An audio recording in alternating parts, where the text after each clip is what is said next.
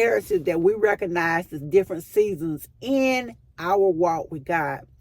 There are seasons, just like there are seasons in our world. You know, we have winter, we have spring, we have summer, and we have fall. God also gives us seasons. There are seasons in our walk with Him. There are times in which things happen. And often before we get the thing we're asking God for, we have to go through training. And what I mean is we have to get prepared for the blessing. I've said this so many times. I'm going to say it again. We have to prepare for what we're about to get. And before we get a huge blessing or before we get a huge assignment, God will put us in training. When we think about starting a new job, often we have to go through orientation or a season or time of training. That's when we have to come in earlier. We have to spend a week or two or maybe several months learning the job, learning the routine, learning what is expected of us. And so God does the same thing. We look at the life of Moses. We know Moses was the leader of the children of Israel. He led them out of Egypt and he led them to the promised land. He didn't get to go in with them, but he led them to the promised land.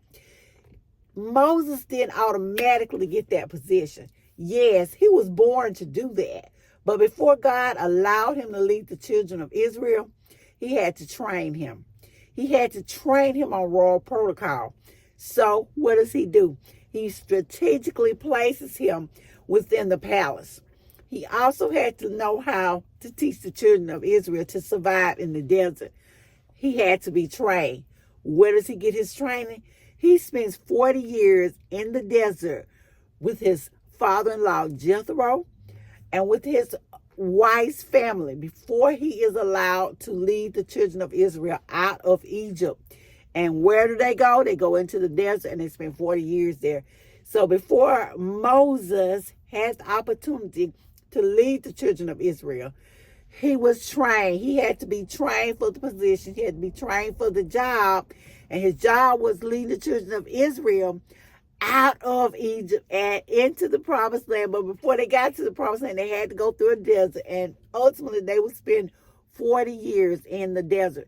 So Moses was trained beforehand, before he took the job, to do the job. He was trained how to survive in the desert for 40 years. So when we look at the seasons of God, we know that we have to go through training. We know that there's a time and a place for all things, and we're told that in Ecclesiastes.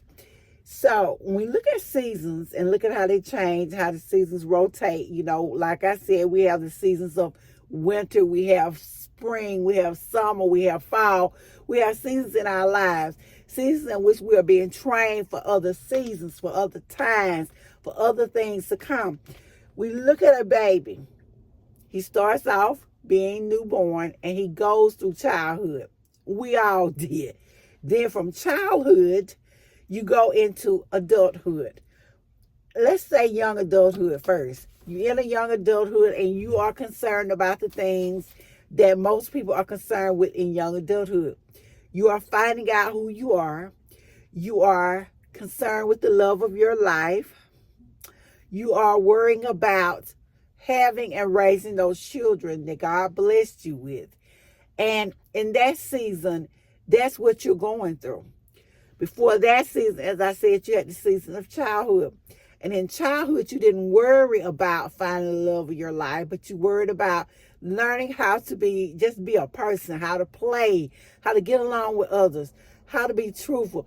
And hopefully, if your parent took you to church or Sunday school, you learned the values of all Christians. You had the foundation. The foundation was being laid. As I said, then you went into young adulthood. And later, as time passed, you went into late adulthood, or you went into what we call the fall season of our lives, or middle age. And in middle age, at this point, we know our children are grown. And it is a time when we start something different. We once again begin to learn who we are. We have different focuses. We have different ideas and personalities. No longer are we concerned with raising the children and taking care of them and providing for them and being in love with our spouses or getting married. Not saying you're not in love with your spouse, But I'm saying that is not the predominant thing that's bothering us at this point. We are learning who we are again. We're rediscovering ourselves and who we have become through the process of time.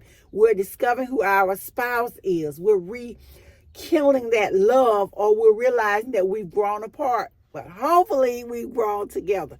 So after we leave that stage, we enter into the winter of our lives, or we enter into what you consider old age. And it's at this time that we are finished with all of those cares about our looks. We're unconcerned about are the children grown. We have already discovered if we still love our spouse or not. We have found out who we are. And a lot of times, most people are doing a lot of reflecting back on their lives. They are looking back and either reinventing themselves because they like who they were and they like what they have become, or they are spending a lot of time in regret. Hopefully not. But it's at that point when you are closing out all of the other things, or the business with your life that you have started. And hopefully you've lived a good, full life. But either way, you've gone through the seasons of your life. You've gone through those times, and you went through each phase. Well, with God, we go through phases, and we have to recognize what season we are in. Are we in the season of giving? Are we, which is seed time? Are we in the season of harvest, which is when we're reaping the rewards from the seeds in which we sown?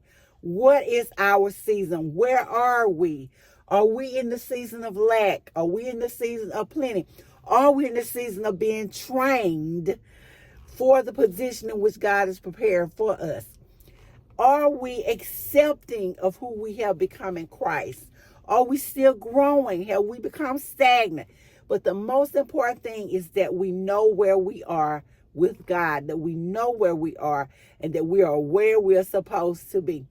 So as I leave you today, what I want you to think about is, what season are you in? What season are you in with God?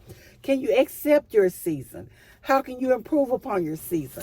What can you do to make your transition from the season you were just in to the season that you're in now more comfortable, more easy, more relaxed?